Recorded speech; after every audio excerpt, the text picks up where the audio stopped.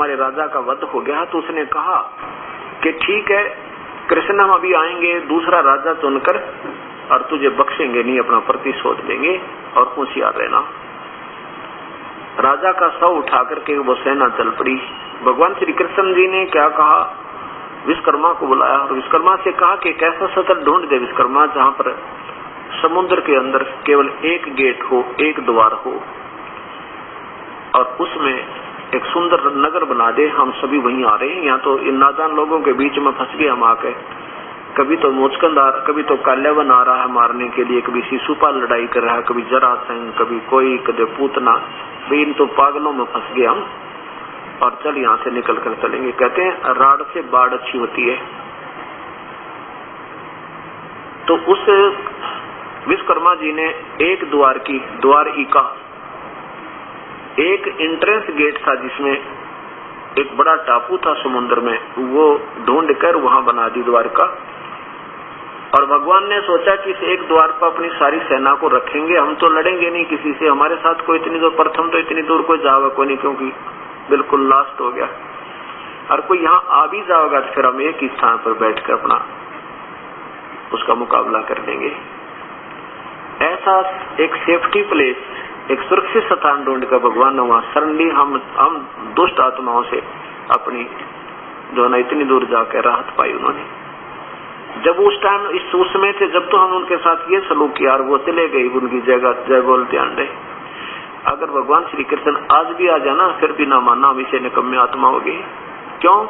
हम मुर्दे पूजन की आदत पड़ गई। जब चले जाते हैं तो गुण गाते हैं, वर्तमान में संत आ जाते हैं तो उनके साथ हम बात विवाद पैंस ना जाने के कर बैठे,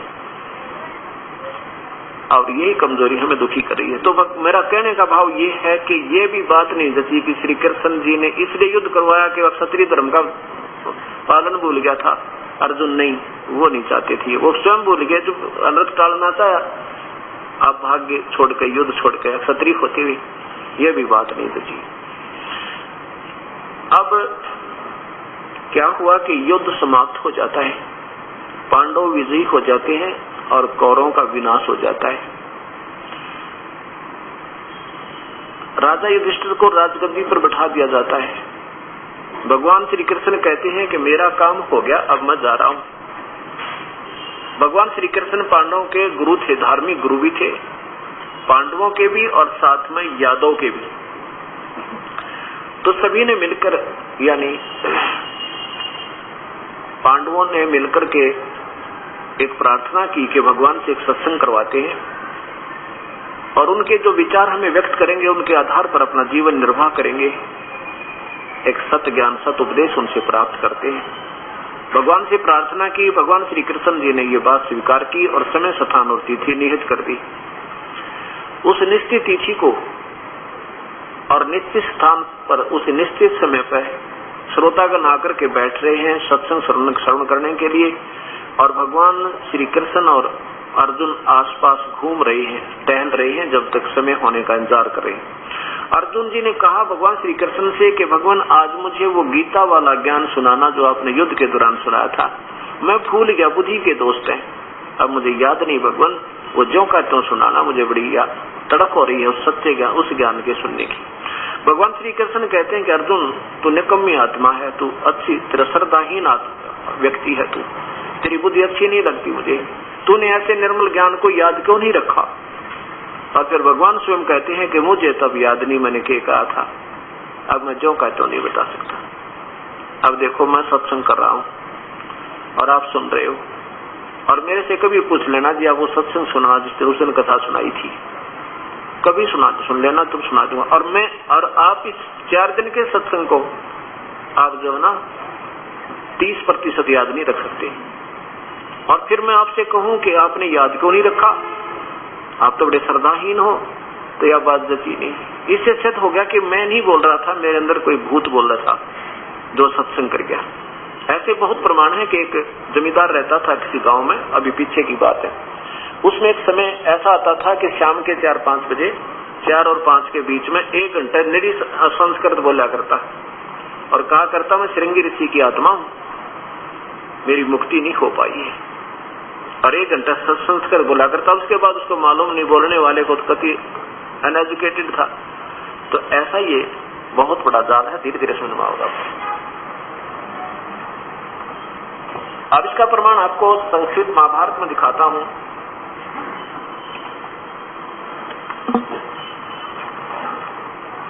गीता प्रेस गोरखपुर से प्रकाशित है। इसमें यज्ञों का तो विवरण है। अब देखिएगा, ये पवित्र शास्त्र संस्कृत महाभारत द्वितीय खंड गीता प्रेस गोरखपुर से प्रकाशित है। इसके 667 पृष्ठ पे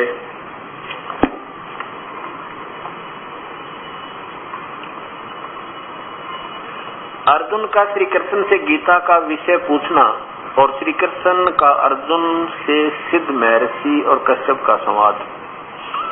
एक दिन सज्जनों से घिरे हुए दोनों मित्र स्वेच्छा से घूमते घूमते सभा मंडप के ऐसे भाग में पहुंचे जो स्वर्ग के समान सुंदर था।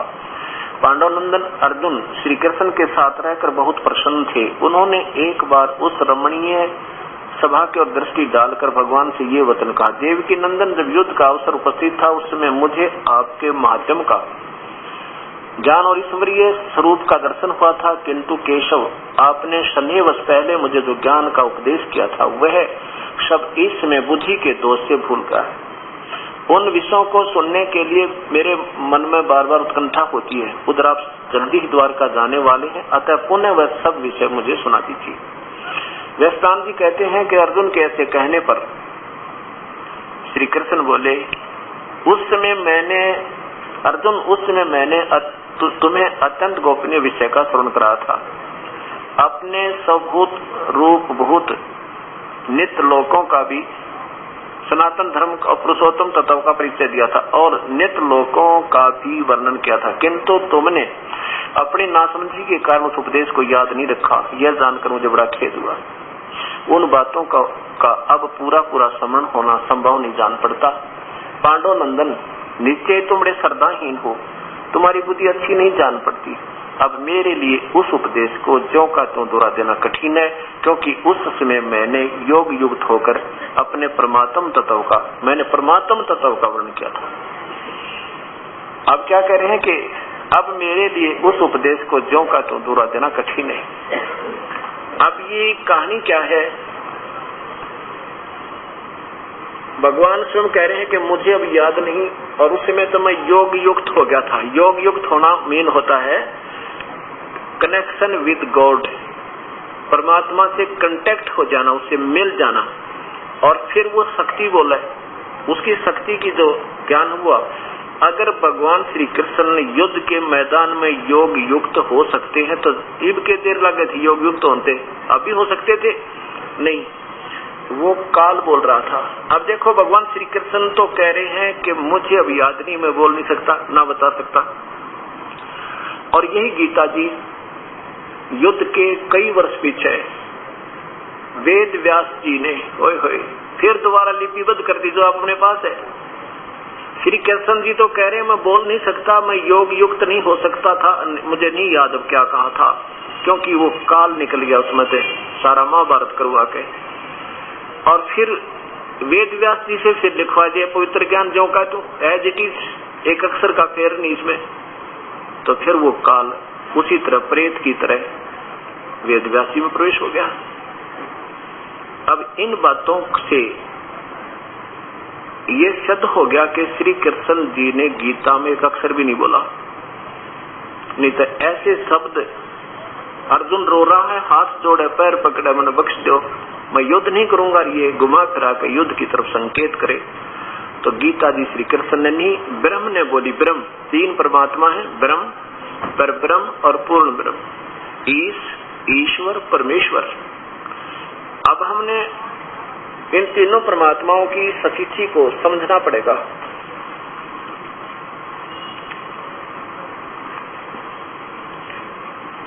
अब देखो, इस भक्ति मार्ग में हम बहुत पिछड़ गए, और हमारे पिछड़ने का मूल कारण है हमारे शिक्षक ठीक नहीं थे। हमारे धार्मिक जो गुरु रहे हैं वो अपने मूल शास्त्रों से परिचित नहीं थे। जो हमारे इस चारों धर्मों के पवित्र शास्त्रों में वास्तविकता जो आज भी विद्यमान है, तो वर्तमान के जो हमारे गुरु रहे हिंदू, मुस्लिम, सिख, ईसाई के, वो इनसे दूर हो चुके हैं। इस करके हम भ्रमित हो गए सारे। अगर गुरु नानक देव जी की वाणी को सिख धर्म समझ लेना, कहीं भ्रमित होने की जरूरत नहीं, क्योंकि समझ नहीं पा रहे। अगर गीता जी को समझ ले तो इस हिंदू धर्म में कहीं भ्रमित होने की जरूरत नहीं पड़ा कितनी भी। और पवित्र बाइबल को समझ ले तो ईसाइयों को नहीं भ्रमित होना पड़ता। और पवित्र कुरान शरीफ को समझ ले तो मुसलमान भटका नहीं खा सकते। वास्तविकता बहुत दूर हो जाती है, क्योंकि समय आने पर एक तो बीच में प्राकृतिक उथल पुथल हो जाती है, जैसे कभी अकाल पड़ गई, अपनी जान की बचाव नहीं रहता तो कहाँ शिक्षा याद रहती, कहाँ धर्म याद रहे थे, सब खत्म हो जाते हैं। ना जाने के किस प्रकार हाहाकार होकर दुनिया की मृत्यु होती है। उसके बाद फिर थोड़ी स्थिति ठीक होती है, फिर मनमुखी लोग अपने हिसाब से सेट करना प्रारंभ करते हैं। वास्तविकता हम शास्त्रों से दूर हो जाती है, कि वास्तविकता में दूर हो जाते हैं। अब आपके सामने ये यथार्थ ज्ञान, ये तत्व ज्ञान आओगा तो सब शास्त्रों के ऊपर आधारित होगा। अब कई नादान भक्तात्मा कहते हैं कि महाराज जी तो केवल जो है ना किताबें दिखाते रहते हैं, सत्संग नहीं करते। तरह गजब, ये सत्संग क्या होता है? फिर सत्संग ये होता है सुदामा और कृष्ण की कथा सुना दे, सत्संग ये होता है बेलनी और राम की कथा सुना दे, बस इसी को सत्संग मानते हो। यही तो सत्संग है जो सामने से पहले तुम्हें ये पता चले हम कर क्या रहे हैं और करना क्या चाहिए था। हम इसको जो कर रहे हैं वो हमारा ठीक भी है या गलत है, पहले तो ये फैसला हो, तभी तो हम कुछ प्राप्त करेंगे। जब तक हम यही नहीं मालूम जिस दिशा पर हम जा रहे हैं, मार्ग पे हम चल रहे हैं, ये ठीक है कि गलत है, तो उसका व्यर्थ जाना है। और इन शास्त्रों को दिखाने की मुझे कतई जरूरत नहीं थी, क्योंकि मैं तो ऐसा समझो जैसा अंधा होता है। क्यों? एक अंधा जा रहा था लालटेन लेकर रात्रि में, और सामने से बच्चे आ रहे थे उछल कूद करते हुए। अंधे ने आवाज लगाई सूरदास ने कि वे देखना बच्चों, बाल को देखना, मैं अंधा हूँ, देखना, देख कर चलना, मैं अंधा हूँ, कहीं मेरे में जो है टकरा ना जाओ मेरे से। वो बच्चों ने आवाज सुनी कि अंधा और लालटेन लिए कैसे लेकर आ रहा है, तो उन्होंने कहा कि बाबा आप अंधे हो? और कहा बेटा मैं अंधा हूँ। कि लालटेन किस लिए रख रखी है आपने? कि आप आंखों वालों के लिए, कि मेरे में टक्कर ना मार दो। तो ऐसे ये शास्त्र तो एक लालटेन ले रखी है मैंने आप आंखों वालों के लिए, कि कहीं मैं जो शास्त्र दिखाऊंगा वो किसी से जरूर संबंधित होगा या तो हिंदू से होगा या मुसलमान से होगा, सिख से या ईसाई से जरूर होगा। जो मैं वचन बोलूंगा फिर वो शास्त्र दिखाऊंगा, तो आपके लिए लालटेन हो जाएगी। वो मेरे से ना टकराए, मेरे से ना खसे, पहले अपने शास्त्र देख जाके, या किसी मजहब या संत या किसी पंथ के दिखाऊंगा कि उन्हीं महापुरुषों के लिखे हुए दिखाऊंगा। तो वो पहले ये ना सोचे संत गलत कह रहे हैं, तो पहले उस लालटेन के चांदने में अपने उस महापुरुष की पुस्तक देख लें, उसमें क्या लिखा है। और उसमें लिखा वही दास बता रहा था, बुरा क्या है? फिर पेट में दर्द क्यों हो इनके? हमारे गुरु जी किताब क्यों दिखावे? कोई बात हुई? 100 रुपये ला के खरीद रखी दुनिया पढ़ने लग रही इसको, और मैं भी दिखा दूं तो क्या दिक्कत है भाई? फिर चिंतित क्यों होते? फिर उसमें गलत लिखा है, तुमने लिखा क्यों? अब चिंता हो रही है, उसको करेक्ट करो अपनी को, हो जाए गलती ना जाने किस पर हो जाए, आप तो सेट करने इसको मिलकर के, इसमें मान बढ़ाई क्या है? तो इसलिए ये शास्त्र दिखा रहा हूँ। मुझे कोई आवश्यकता नहीं, 6 घंटे बोल सकता हूँ बगैर शास्त्र के, किसी की किताब के देखे। कभी कोई न्यूज सोचा है केवल शास्त्र बोल ही पढ़ रहा है? नहीं, ये भी मान बढ़ाई नहीं बताना चाहता मैं कि भाई मैं बड़ा विद्वान हूँ, लेकिन मैं दुखी आत्मा था आपकी तरह, और दिशा कोई नहीं मिल रही थी। उसी स्थिति में आज आप लोग हो। आप भावुक हो, जो भी संत मिला उसकी बात को सत्य मानना हमारा स्वाभाविक था, स्वभाव है। और हम क्योंकि जैसे बीमार आदमी जाता है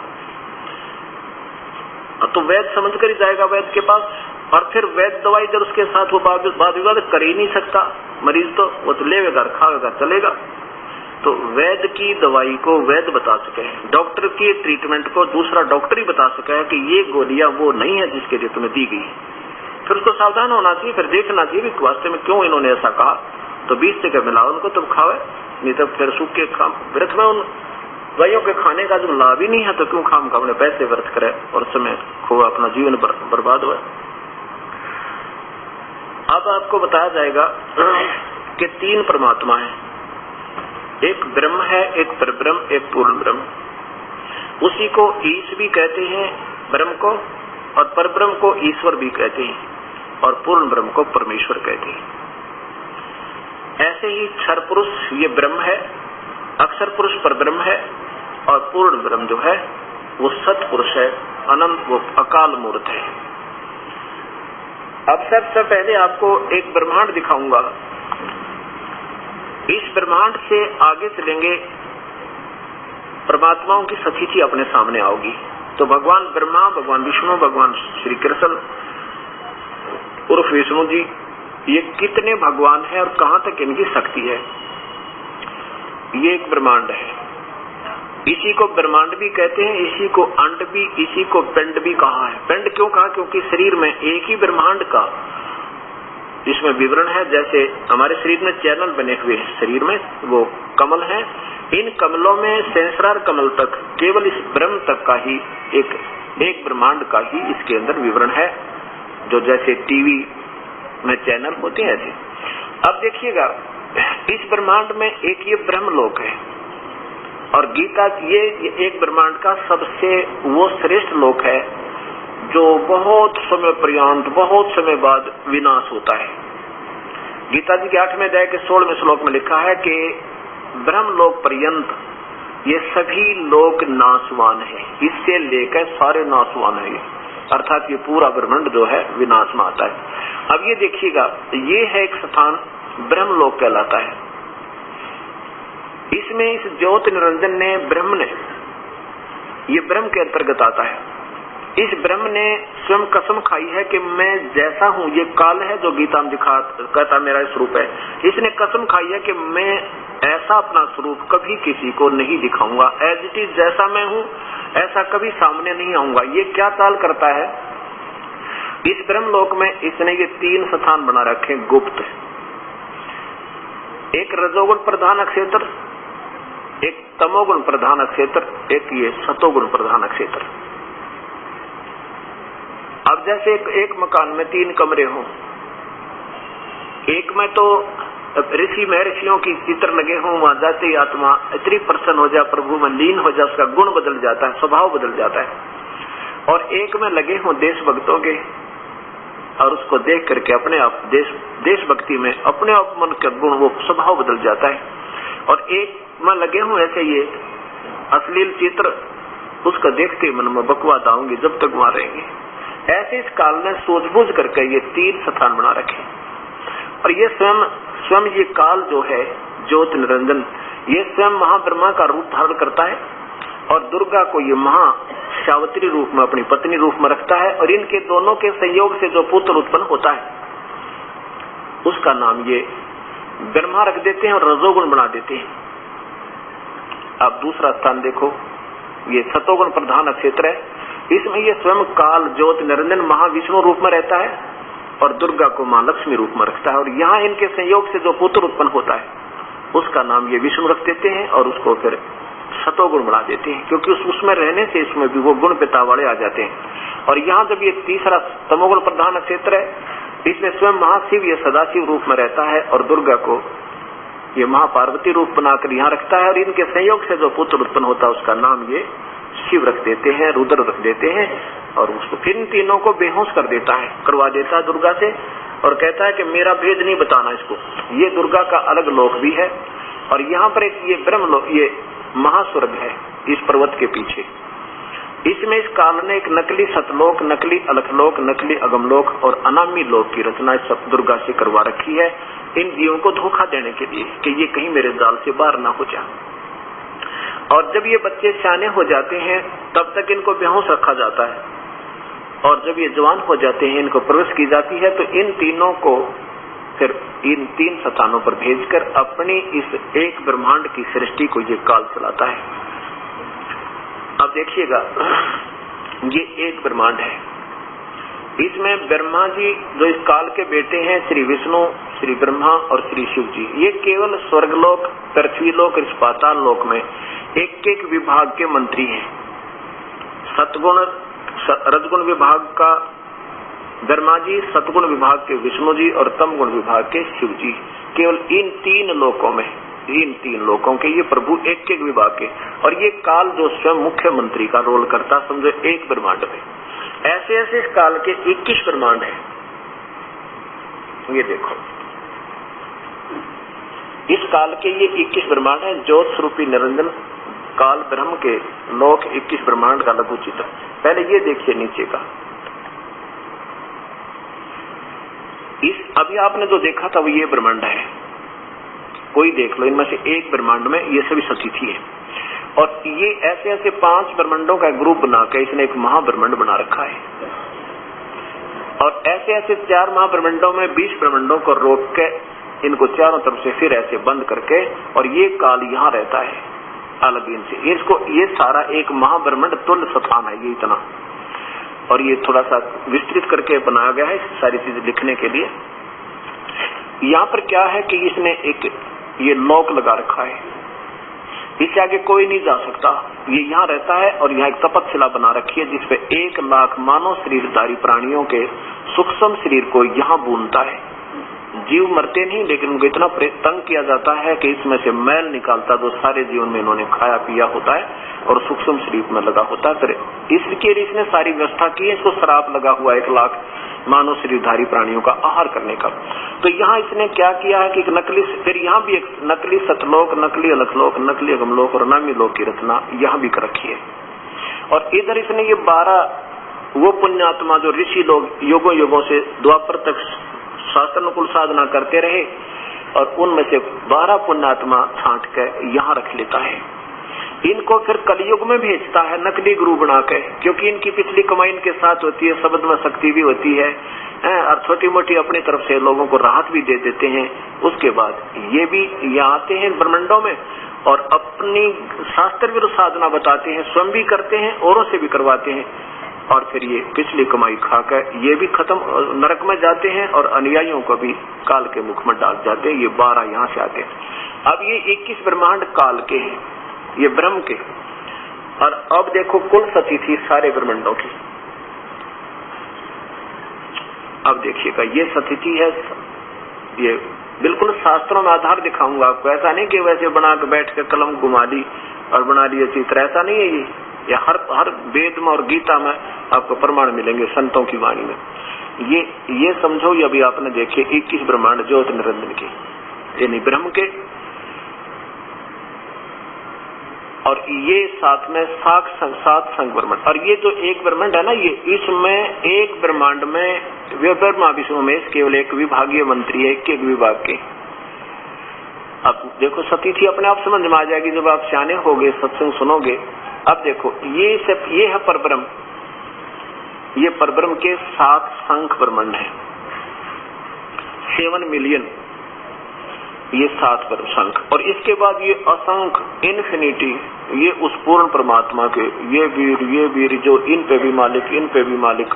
और इसके ये सतलोक कहलाता है। इसके ऊपर ये अलख लोक है, अगम लोक, अनामी लोक। ये केवल संकेत दिए हैं क्योंकि स्थान अभाव से ये नहीं बना पाए। तो ये अब यहाँ से कहानी शुरू होती है। उसके बाद ये नीचे के 3 लोक बनाए जाते हैं, इनमें बैठकर फिर परमात्मा नीचे की सारी कहानी और सृष्टि रची जाती है। अब ये सतिथि बताना जरूरी था कि हम ब्रह्मा विष्णु महेश की साधना करते हैं, और जबकि जिसकी साधना से हम जन्म और मृत्यु में शीघ्र चले जाते हैं, हमारा कल्याण नहीं हो पाता। जब तक हम इस सतलोक में नहीं आलेंगे तब तक हमारी जन्म और मृत्यु और ये कष्ट कभी मिट नहीं सकते। यहाँ आने के लिए हमें उस विधि की आवश्यकता पड़ेगी जो हम वहां जा सकते हैं। अब आपको गीता जी सुनाते हैं। अब ये पढ़कर आपके गीता जी समझ में आएगी, इतना कुछ देख के। अब ये भी सोचना कि रजगुण ब्रह्मा है, सतगुण विष्णु, तमगुण शिव जी। रजगुण ब्रह्मा है, सतगुण विष्णु, तमगुण शिव जी। इसके लिए प्रमाण आपके लिए और देना पड़ेगा।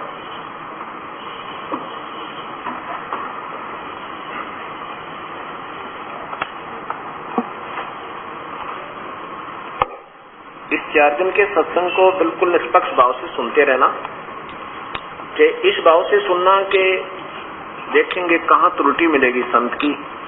इस उद्देश्य से भी सुन लोगे तो भी बेड़ा पार हो जाएगा आपका।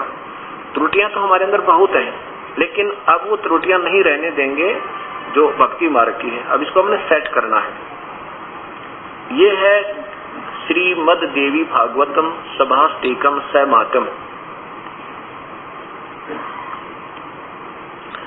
श्री खेमराज श्री कृष्ण चंद्र दास प्रकाशन बम्बई से प्रकाशित है। और इसमें तीसरा सकंद देखो,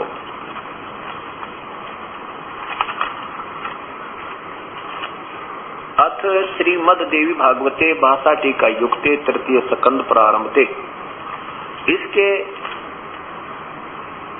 भगवान शंकर स्वयं कह रहे हैं, 7वां श्लोक समाप्त हुआ, 8वां मंत्र प्रारंभ होता है।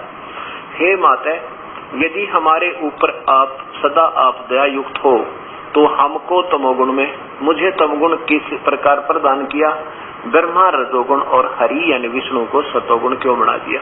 फिर देखो भगवान शंकर कहते हैं, हे माता, यदि हमारे ऊपर आप सदा दया युक्त हो तो हमको तमोगुण में किस प्रकार प्रदान किया, और ब्रह्मा रजोगुण हरि सतगुण।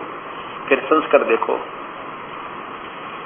ये 7वां समाप्त हुआ, 8वां प्रारंभ होता है। यदि दया धर्मना न सदाम्बिके कथम अहम विहितत है, मैं क्यों बना दिया तमोगुण, मैं तो तमोगुण क्यों बनाया। और कमल से उत्पन्न होने वाले ब्रह्मा को आपने रजोगुण संभव बना दिया, रजोगुण बनाया, क्यों बनाया।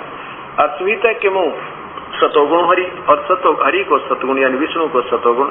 अगर आप इतने दयालु हो हमारे ऊपर, जैसा आप कर रहे हो, बेटा मुझे बहुत अच्छे लगते हो, तो आपने मुझे तमोगुण क्यों बना दिया और ब्रह्मा को रजोगुण विष्णु को सतोगुण क्यों बनाया, क्योंकि ये भी दुखी है बेचारे। अब देखो आज 1 लाख प्राणी, किसी का बेटा मर गया, किसी की बेटी मर गई, 1 लाख परिवारों में आज आहार खाना नहीं बनेगा, और बाकी के हम बचे हुए हैं। हम सोच रहे अभी हमने नहीं मृत्यु होगी, क्यों नहीं होगी, हमने क्या मजबूती पकड़ रखी हम जिसके कारण हमारी मृत्यु ना होगी। इस काल के लोग में हम इतने कष्ट पे कष्ट उठाते आ रहे हैं, और फिर भी हमारे अंदर, क्योंकि हम सोचे कहाँ से, अभी तक हमें किसी ने बताया नहीं कि कोई ऐसा स्थान भी है जहाँ हम जा सकते हैं। और जिन्होंने अभी तक इस सतलोक की महिमा गाई वो कति नकली गा रखी है, और नाम भी गलत बता रखे हैं, जो वो जा नहीं सकते वहां पर, वो काल प्रेरणा थी। अब देखिएगा, अब इससे पहले कि ये काल जो है, ये ज्योत निरंजन काल है, ये सदाशिव का रोल भी यही करता है, इसी को सदाशिव भी कहते हैं। ये देखिएगा, अब गीता जी के ज्ञान को समझाने से पहले ये भूमिका बन रही है। अगर दास पहले आपको समझावे, गीता जी को शुरू कर दे, तो आप एक नहीं समझ, मावर ने होकर झूठ बोल रहे नहीं। अब देखो, अब शिव महापुराण नीचे देखिए, गीता प्रेस गोरखपुर से प्रकाशित है, अंदर से भी देखिए।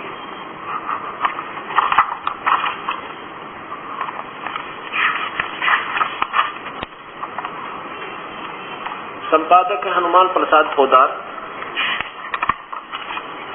और मुद्रक है गीता प्रेस गोरखपुर। इसमें रुद्र संहिता अध्याय नंबर 6 आप देखिएगा।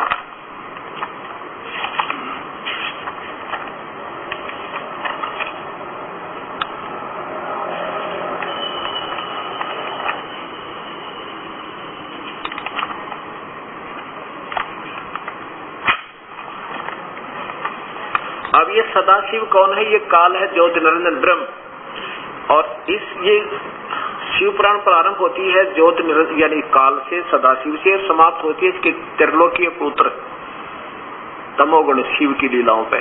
अब यहाँ से प्रारंभ होता है ये रुद्र संहिता, यहाँ देखो,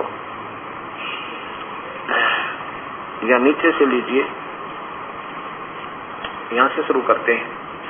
जिस परब्रह्म के विषय में ज्ञान और अज्ञान पूर्ण उक्तियों द्वारा यानी आप पर सोच बनाकर इस प्रकार बताए अनुसार इस प्रकार विकल्प किए जाते हैं, उसने कुछ काल के बाद द्वितीय की इच्छा प्रकट की, उसके भीतर एक से अनेक होने का संकल्प उदित हुआ। तब उस निराकार परमात्मा ने अपनी काल शक्ति से, लीला शक्ति से अपने लिए मूर्ति यानी आकार की कल्पना की। नीचे देखो, जो मूर्ति रहित परम ब्रह्म है उसी की मूर्ति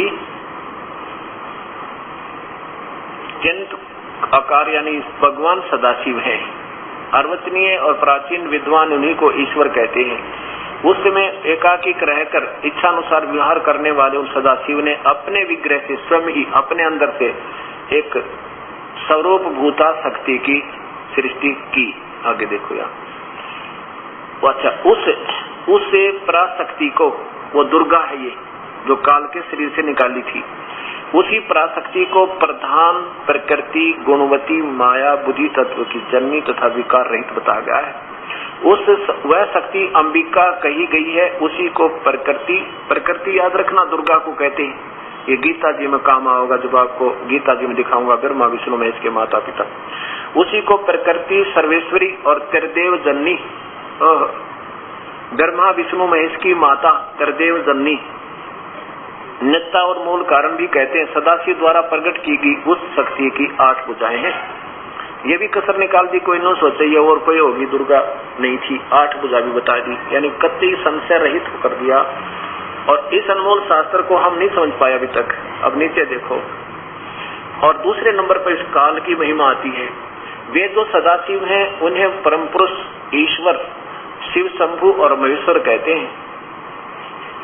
वे अपने सारे अंगों पर भस्म रमाए रहते हैं। उन काल रूपी ब्रह्म ने, वो सदाशिव भी इसी को कहते हैं, काल भी और ब्रह्म।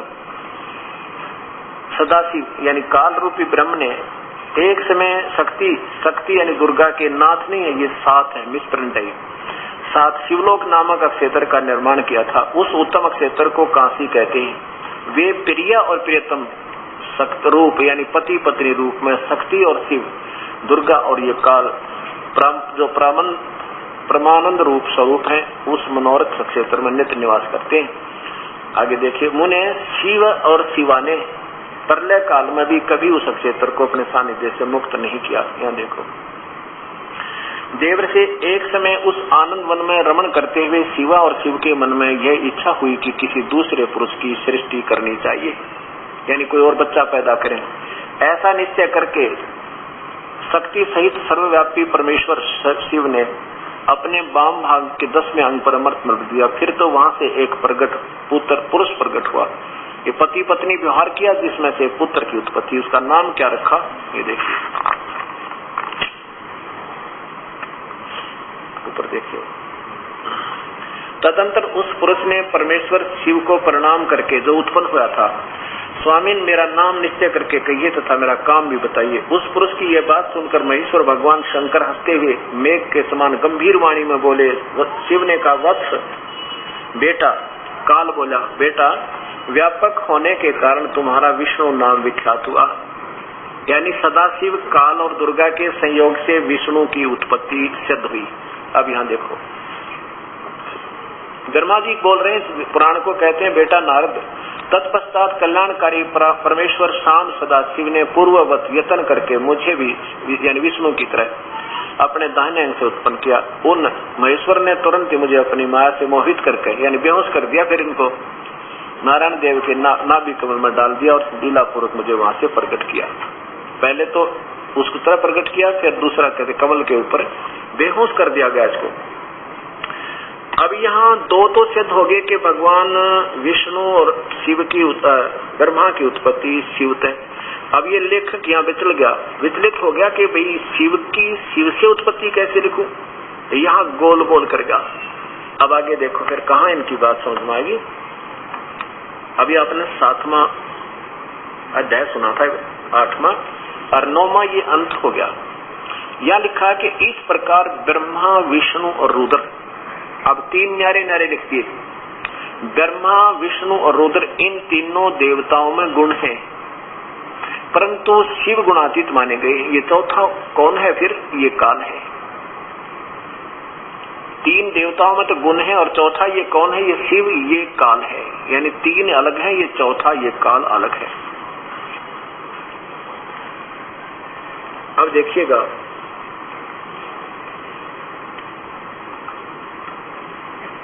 देवी भागवत महापुराण में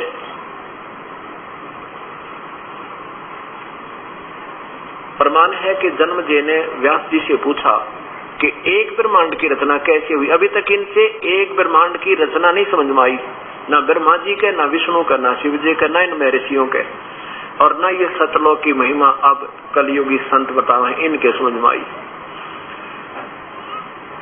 एक ब्रह्मांड की रचना के बारे में जन्मजय ने व्यास जी से पूछा। व्यास जी कहते हैं कि ये प्रश्न मैंने नारद जी से पूछा था। नारद जी ने मुझे बताया कि यही प्रश्न मैंने अपने पिता ब्रह्मा से पूछा था, और ब्रह्मा जी ने जो मुझे उत्तर दिया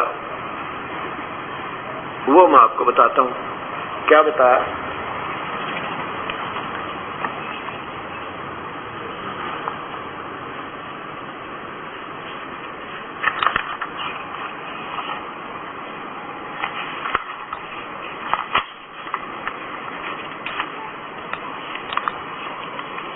अब देखिएगा, दुर्गा महापुराण गीता प्रेस गोरखपुर से प्रकाशित है। ये कोई आज दास ने कोई नए नहीं बना दिए, ये बहुत पुराने शास्त्र हैं। लेकिन हमारे गुरुओं ने, जो धार्मिक गुरु बने रहे अभी तक, उन्होंने यानी उन टीचरों ने ये सिलेबस की बुक पढ़ी भी को ना, आउट ऑफ सिलेबस पढ़ाते रहे हमें। संपादक है हनुमान प्रसाद पोदार और चिमन लाल गोस्वामी, गीता प्रेस गोरखपुर से प्रकाशित।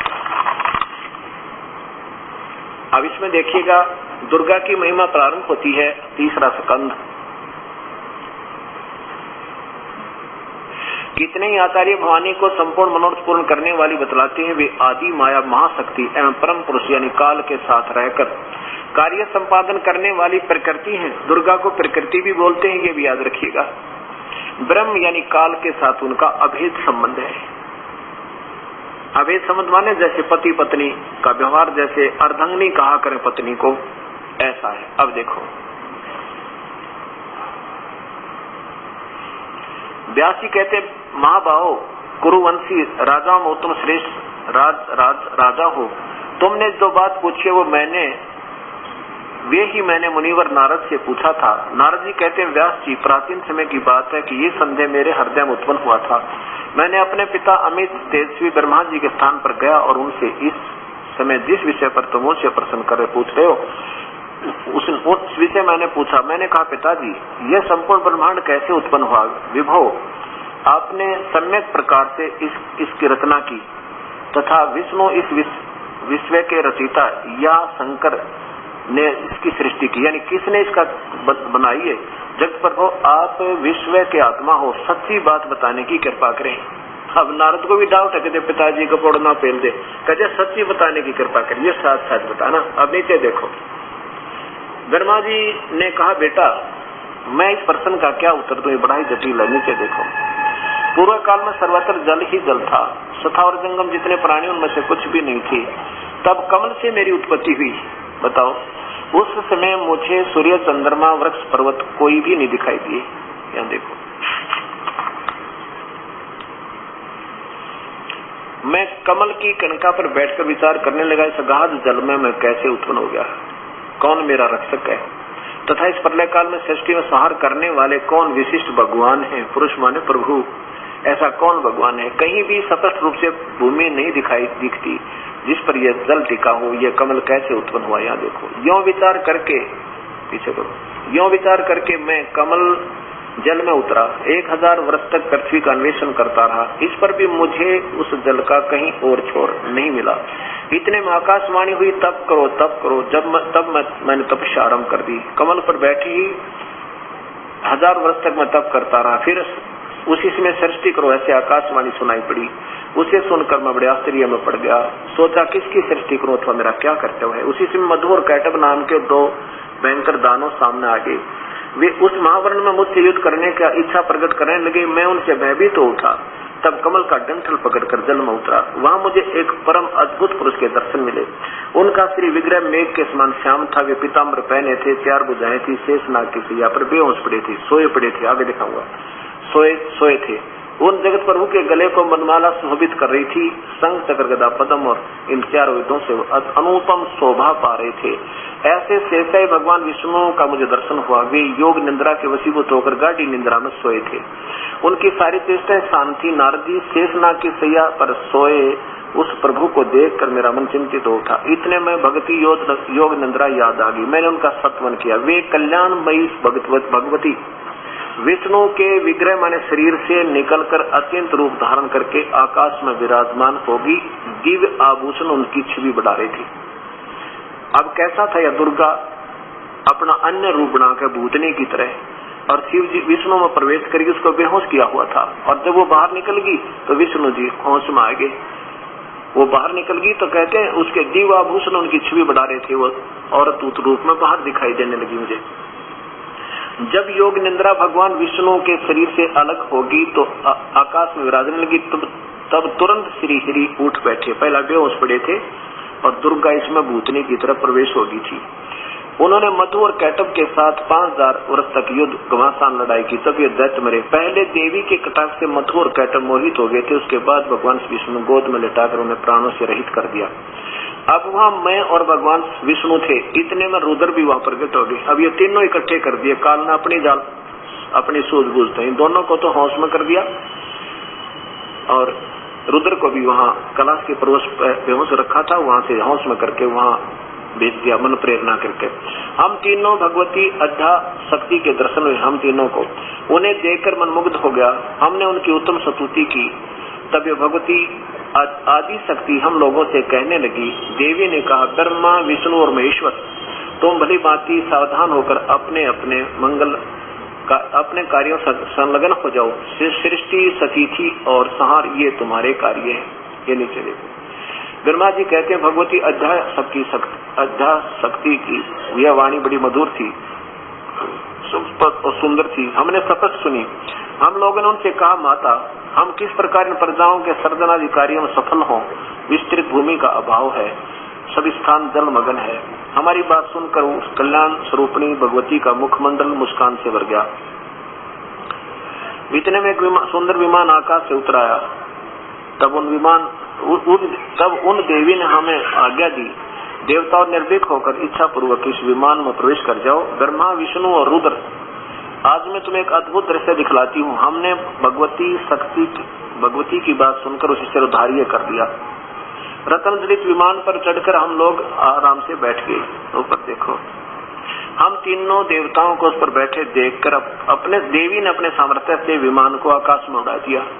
ब्रह्मा जी कहते हैं कि मन के विमान समान तीव्र गति से चलने वाला वह विमान जिस अपरिचित स्थान पर गया, वहाँ संपूर्ण फलों से लदे हुए सुंदर वृक्ष थे। नीचे देखो, फिर दूसरे स्थान पर पहुंचा। अक्षर के बाद वह दूसरे सुंदर स्थल पर पहुंच गया। वहाँ क्या देखा तो वहीं महाभाग इंद्र भी थे, यानी महास्वर्ग में पहुंचा, ब्रह्मलोक में पहले ही। और उनके समीप उनकी प्राण प्रिय सती विद्यमान थी। उस स्वर्ग के दृश्य को देखकर हम आश्चर्यचकित हो गए। यहाँ देखो, इतने में हमारा विमान तेजी से चल पड़ा, दिव्यधाम ब्रह्मलोक में जा पहुंचा। वहाँ एक दूसरे ब्रह्मा विराजमान थे। अभी आपको दिखाया था कि वहाँ इस काल ने, ये देखो, ये फिर देखो एक बार, ये के जाल है कि ये यहाँ एक इस साइड में इस दोनों के बीच में बहुत बड़ा समुद्र है, बहुत लंबा चौड़ा। तो इनको वहां से उठाया इस देवी ने और कहाँ ले गए? पहले कहते यहाँ पहुंचे, पहले तो यहाँ इस स्वर्ग में दिखाया, फिर यहाँ ले गए, इसके बाद फिर यहाँ पहुंचे और फिर यहाँ पहुंचे और फिर इस दुर्गा के पास आ जाते हैं। एक एक तो विमान में बैठे और एक एक ब्रह्मा, एक एक विष्णु, एक एक शिव और देख रहे हैं। ये देख रहे थे। इस काल ने इनका भ्रम निवारण कर दिया कि कहीं तुम अपने आप में प्रभु ना बने बैठे हो और सावधान होकर कार्य करो कि तुम्हारे से ऊपर कोई और भी शक्ति है, ये दिखाने के लिए। वहाँ एक दूसरे ब्रह्मा विराजमान थे। उन्हें देखकर भगवान शंकर और विष्णु को बड़ा आश्चर्य हुआ। भगवान शंकर और विष्णु ने मुझसे पूछा, चतुरानंद, ये अविनाशी ब्रह्मा कौन है? मैंने उत्तर दिया, मुझे कुछ पता नहीं, सृष्टि का दिशा ये कौन है? भगवान, मैं कौन हूँ, ये कौन है और हमारा क्या उद्देश्य है? इस उलझन में मेरा मन चक्कर काट रहा है। इतने में मन के, अब दूर से देख रहे हैं, नीचे उतर नहीं पा रहे। इतने में मन के समान तीव्र गति गामी वह विमान तुरंत वहां से चल पड़ा और कैलाश के स्वर्ग शिखर पर पहुंच गया। वो उस ब्रह्मलोक में तमोगुण प्रधान क्षेत्र में पहुंचा, जहाँ दूसरे रूप में ये काल बैठा था। वहाँ विमान के पहुंचते ही एक भव्य भवन से त्रिनेत्रधारी भगवान शंकर निकले। वे नंदी वृक्ष पर बैठे थे। आगे देखो, उसके बाद उस तीसरे स्थान पर पहुंचा, सतोगुण प्रधान क्षेत्र में, जहाँ ये काल महाविष्णु रूप में बैठा था। अक्षर के बाद वह विमान उस शिखर से भी पवन के समान तेज चाल से उड़ा और वैकुंठ लोक में जा पहुंच गया। वहाँ भगवती लक्ष्मी का विशाल भवन था। बेटा नारद, वहाँ मैंने जो संपत्ति देखी उसका वर्णन करना मेरे लिए असंभव है। उस उत्तम परी को देखकर विष्णु का मन, जो विमान में बैठा था विष्णु, आश्चर्य के समुद्र में गोते खाने लगा। वहाँ कमल लोचन श्री हरि विराजमान थे। अलसी के फूल के समान उनके विग्रह की कांति थी। पीताम्बर पहने थे, 4 भुजाएं थी और पक्षी राज गरुड़ पर विराजमान थे।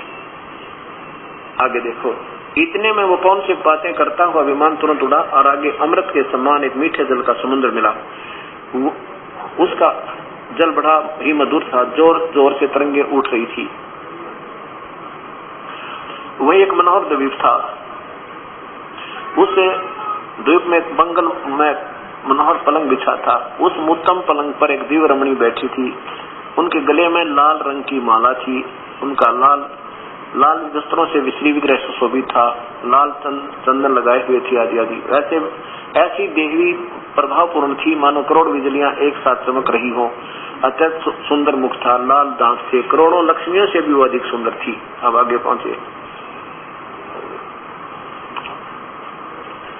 उन्हें देखकर हम सभी महान आश्चर्य पड़ गए। कुछ समय तक हम वहीं ठहरे रहे। आपस में कहने लगे, यह सुंदरी कौन है, इसका क्या नाम है, हम इसके विषय में बिल्कुल अनभिज्ञ हैं। नारदियों संदेहग्रस्त होकर हम लोग वहां रुके रहे। तब भगवान विष्णु ने उन चारों सावनी भक्ति को देखकर विवेक पूर्वक निश्चय कर दिया कि ये भगवती जगदम्बिका है। तब उन्होंने कहा कि ये भगवती हम सभी की आदि कारण है, महाविद्या महामाया इन्हीं के नाम है और ये पूर्ण प्रकृति है। विष्णु जी कह रहा है, मुझे कुछ याद आवा है जब मैं छोटा सा बालक था। ये विश्वेश्वरी और वेद गर्भा एवं शिवा कहलाती हैं। अब ये दुर्गा है ना, इसको शिवा भी कहते हैं। यहाँ देखो, ये वही दिव्यांगना है जिनके मुझे विष्णु जी बोल रहे हैं परले वर्ण में जो पानी पानी था मुझे दर्शन हुए थे। उस समय मैं बालक रूप में था। कहते मैं छोटा सा था जब मुझे दर्शन हुए थे। ये मुझे पालने में दुला रही थी। वटवृक्ष के सैया पर एक सुंदर सैया बिछी थी। उस पर लेटकर मैं पैर के अंगूठों को अपने मुख जैसे कमल में लेकर चूस रहा था। और फिर क्या बताते हैं, देवी की महिमा गाते हैं भगवान विष्णु जी। क्या कह रहे हैं, ये तीसरा सेकंड चल रहा है।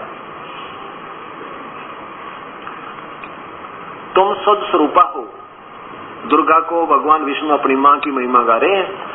यह सारा संसार तुम्हीं से उद्भासित हो रहा है। मैं ब्रह्मा और शंकर, विष्णु जी कह रहे हैं, मैं ब्रह्मा और शंकर हम सभी तुम्हारी कृपा से विद्यमान हैं। हमारा आविर्भाव और तिरोभाव हुआ करता है। केवल तुम ही नित्य हो, जगत जननी हो, प्रकृति और सनातनी देवी हो। प्रकृति भी दुर्गा को कहते हैं और हमारा तो जन्म और मृत्यु होता है। आविर्भाव माने जन्म और तिरोभाव माने मृत्यु। भगवान विष्णु स्वयं कह रहे हैं, हम तो जन्म और मृत्यु में है, अविनाशी नहीं है। तुम ही नित्य हो, जगत जननी प्रकृति देवी। भगवान शंकर बोले देवी, यदि महाभाग विष्णु तुम्हीं से प्रकट हुए हैं तो उनके बाद उत्पन्न होने वाले ब्रह्मा भी तुम्हारे बालक हुए। और फिर मैं तमोगुणी लीला करने वाला शंकर क्या तुम्हारी संतान नहीं हुआ? अर्थात मुझे भी उत्पन्न करने वाली तुम ही हो। अब इससे सिद्ध हो गया ब्रह्मा विष्णु महेश की माता दुर्गा है और पिता ज्योत निरंजन काल सदाशिव कहो, चाहे माँ विष्णु कहो, चाहे माँ ब्रह्मा को इसको। और ये नासवान भगवान है, अविनाशी नहीं है। इनकी भी जन्म और मृत्यु होती है, मृत्युंजय नहीं है।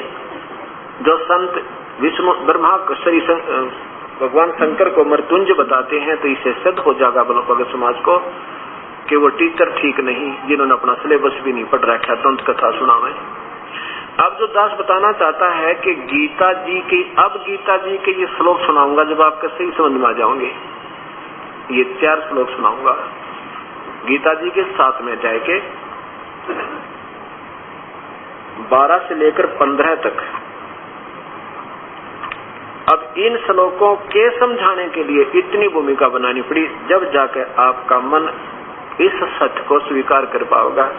नहीं तो आप विचलित हो जाते और नहीं सुनते सत्य ज्ञान को और फिर अधूरा ज्ञान रह जाता, ये जीवन व्यर्थ होता आपका।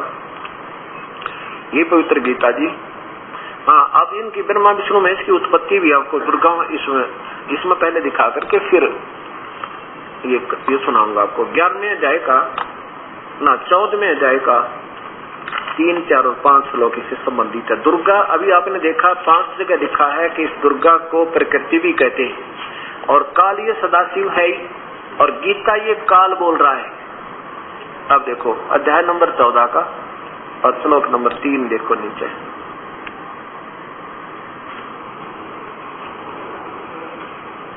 इसमें लिखा है कि हे अर्जुन, मेरी महत ब्रह्म रूप मूल प्रकृति संपूर्ण भूतों यानी प्राणियों की अर्थात योनि अर्थात गर्भाधान स्थान, और मैं काल उस योनि में चेतन समुदाय गर्भ को स्थापन करता हूँ। जड़ उसके संयोग से सब प्राणियों की उत्पत्ति होती है। और चौथा देखो,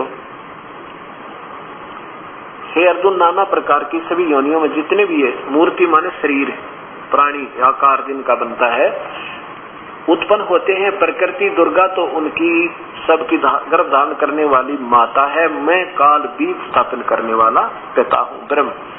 अब देखो, हे अर्जुन, सतगुण रजगुण और ब्रह्मा, सतगुण विष्णु, तमगुण शिवजी, रजगुण ब्रह्मा, ये सतगुण विष्णु, रजगुण ब्रह्मा, तमगुण शिवजी, ये तीनों इस दुर्गा से उत्पन्न हुए गुण अविनाशी जीवात्मा को शरीर में बांधते हैं। अब ये जो कि ये गीता जो है चारों वेदों का सार है और इसमें संकेत ज्यादा है। इसको इन संकेतों को वही समझ सकता है जिसको सभी शास्त्रों का उस प्रभु की रजा से ज्ञान हो गया, और कोई नहीं समझ सकता। अब ये 5 श्लोक आपकी समझ में आएंगे कि ब्रह्मा रजगुण है, विष्णु तमगुण है ना, सतगुण है, और शिव जी तमगुण है। और गीता में ये भगवान ब्रह्म बोल रहा है कि जो नादान लोग इन तीनों की भक्ति करते हैं वो तो शीघ्र ही जन्म और मृत्यु में और इस सांसारिक सुखों का क्षणिक सुखों को पाकर यही छोड़ छाड़ कर 84 लाख में भ्रमते रहते हैं। और फिर कहता है कि इन तीनों गुणों से ब्रह्मा विष्णु महेश से अच्छी तो मेरी भक्ति है, लेकिन मेरी भी भक्ति पूर्ण नहीं है। वो परमात्मा कोई और है जिसकी भक्ति हमने करनी चाहिए। उसके लिए आपने पहले 18वें अध्याय का 62वां श्लोक और संकेत के लिए दिखाता हूँ ताकि आप ये महसूस कर सकेंगे वास्तव में संकेत ये क्या है। ये देखो, ये गीता अध्याय नंबर 18 का श्लोक नंबर 62। देखो, काल बोल रहा है, गीता बोलने वाला भगवान कह रहा है, अर्जुन तो सर्वभाव से, हे भारत, सब प्रकार से यानी सर्वभावेन सब प्रकार से उस परमेश्वर की शरण में जा जो तीसरे नंबर का पूर्ण ब्रह्म है। उस परमात्मा की ही कृपा से तो परम शांति को और सनातन परम धाम को प्राप्त होगा। शाश्वतम स्थान माने सतलोक, सनातन सदा रहने वाला अमर जिसका कभी विनाश ना हो। धाम कहो चाहे लोक कहो, सत धाम कहो चाहे सनातन परम धाम कहो चाहे सतलोक कहो चाहे सचखंड कहो, कि वहां चला जाएगा। फिर तू वहां कैसे जाएगा? वो उस संत ने ढूंढ ले जो इस मार्ग का सही जानने वाला हो। अब यहाँ प्रश्न आएगा आपका 7वां अध्याय का श्लोक नंबर 13 देखिए 12। ये काल कहता है कि और भी जो सतगुण से उत्पन्न होने वाले भाव हैं, यानी सतगुण विष्णु से सखीथी हो रही है, एक दूसरे के मोह ममता बनाकर यहाँ में रोके रखते हैं, और रजगुण से जीवों की उत्पत्ति विषय वासना पैदा करके हमारे से संतान उत्पत्ति करवाई जाती है, रजोगुण से हम करते हैं। और तमोगुण ये शंकर के द्वारा जो संहार हो रहा है, इन तीनों का जो कुछ भी हो रहा है कहते मेरे से जान, क्योंकि काल ने श्राप लगा है उसके कारण ये तीनों पुत्रों से व्यवस्था करवा रहा है। होने वाले हैं उन सब को तो ऐसा जान, मुझसे होने वाले ऐसा जान, परंतु मैं उनमें और वे मुझ में नहीं है, क्योंकि ये पैदा करके इन तीनों को न्यारे छोड़ देता है और स्वयं अलग चला जाता है, 21वें ब्रह्मांड में जाकर विराजमान हो जाता है। अब 13वें में देखो, अब गुणों के कार्य रूप सात्विक, राजस और तामस, इन तीनों प्रकार के भावों से सारा संसार भावित प्राणी समुदाय मोहित हो रहा है, यानी तीनों भगवानों की पूजा में लीन रहता है। इससे ऊपर मुझे नहीं जानता, इन तीनों गुणों से परे यानी इनसे शक्तिशाली मैं हूँ, ये मुझ अविनाशी को नहीं जानते, मेरी भक्ति नहीं करते। ब्रह्म भी कहता है कि ये नादान इस क्षणिक सुख को पाते रहते हैं, ब्रह्मा विष्णु महेश और नीचे के देवताओं की पूजाओं में ये मेरी भक्ति भी ना करते। 14 में देखो, क्योंकि यह अलौकिक अर्थात अद्भुत त्रिगुण में मेरी माया, ब्रह्मा विष्णु महेश के द्वारा ये तीनों सतिथि संहार और ये उत्पत्ति ये जो भी हो रही है, ये जाल एक माया बताया है, बड़ी खतरनाक है। और जो संत जो साधक मुझे भजते हैं, मेरी भक्ति करते हुए इनसे ऊपर उठ जाते हैं। जैसे मुख्यमंत्री कहे कि मंत्रियों से अच्छे मैं लाभ दूंगा, तुम मेरे पास क्यों ना आ जाते, ये तो एक विभाग का लाभ देंगे और मैं पूरा दे दूं, ऐसा कहते। फिर मुख्यमंत्री कहे कि मेरे से ऊपर और शक्ति है, मैं भी सुप्रीम पावर नहीं हूँ, ऐसा ध्यान समझना इसमें। देखो अब क्या बताया 15 में कमाल कर दिया इसमें कि इस ब्रह्मा विष्णु महेश की पूजा में ही जो यहीं तक सीमित है, कहते इस माया के द्वारा जिनका ज्ञान हरा जा चुका है, राक्षस स्वभाव को धारण किए हुए, असुर स्वभाव को धारण किए हुए मनुष्यों में नीचे ब्रह्मा विष्णु महेश तक की पूजा गीता मना कर रही है। कितने भयंकर ढंग से आगे देखो, मनुष्यों में नीच और बुरे कर्म है भक्ति के, ये दुष्कर्तिन बुरे कर्म दूषित कर्म करने वाले मूर्ख मुझे नहीं बजते अर्जुन। होए मेरी भक्ति भी ना करते ये नादान। ये यहीं तक ब्रह्मा विष्णु महेश और नीचे के भूत प्रेत देवी देवताओं तक सीमित रहते हैं। अब देखो ये समझना होगा इस शास्त्र को अगर लाभ उठाना है तो हमने बहुत जोर देना पड़ेगा थोड़ा सा दिमाग पे कि हम कहाँ खड़े हैं और भक्ति क्या कर रहे हैं, हमने करनी क्या चाहिए थी।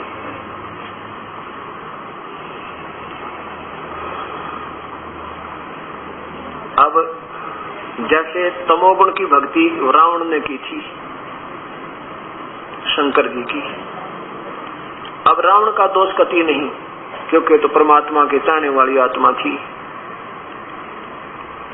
और उसको गुरु ऐसा गलत मिल गया जिसने बता दिया कि बेटा ये भगवान शिव है ना, ये सर्वशक्तिमान है और इसी की पूजा से लाभ होगा, ये सर्वेश्वर है, महेश्वर है, योजरो अजो अनुमा है। वो मूर्खा नाप ज्ञान नहीं यानी बोली आत्माओं को गुमराह कर दिया। अब रावण का दोष क्या, उसने तो परमात्मा पाने के लिए अपना शीश काट कर चरणों में समर्पित कर दिया अपने गुरुदेव के आदेश पे कि यही पूजा हो और भगवान प्रसन्न हो जाना चाहिए, शीश तो और दे देगा ये। ऐसे 10 बार अपना समर्पण भी कर दिया और 10 बार भगवान शिव ने उसको वापस शीश भी दे दिया। और क्योंकि देखो ये भी एक विभाग के मंत्री भी बहुत लाभ दे सकता है और रावण के ठाट कर दिए, अच्छा धन दे दिया, सोने की लंका बना दी, सिद्धि दे दी। उन सिद्धियों के आधार पर उसने जुल्म प्रारंभ कर दिए, सीता जी को अपनी माँ का अपहरण कर लिया और कुत्ते वाली मौत मेरा राक्षस कहलाया। वही गीता जी कहती है कि तीनों गुणों की भक्ति, राक्षस स्वभाव को धारण किए हुए मनुष्यों में नीच मूर्ख लोग बुरे कर्म भक्ति के करने वाले मेरी भक्ति भी ना करते। वही रावण तमोगुण की भक्ति भगवान शिव की करके राक्षस कहलाया, कुत्ते वाली मौत मरा। भस्मागिरी ने 12 वर्ष तक ऊपर को सिर पैर करके नीचे को सिर शिरासन पर भगवान शंकर की भक्ति की थी कैलाश पर्वत पर उनके द्वार के सामने। फिर भगवान शंकर ने पूछा क्या मांगते हो सेठ?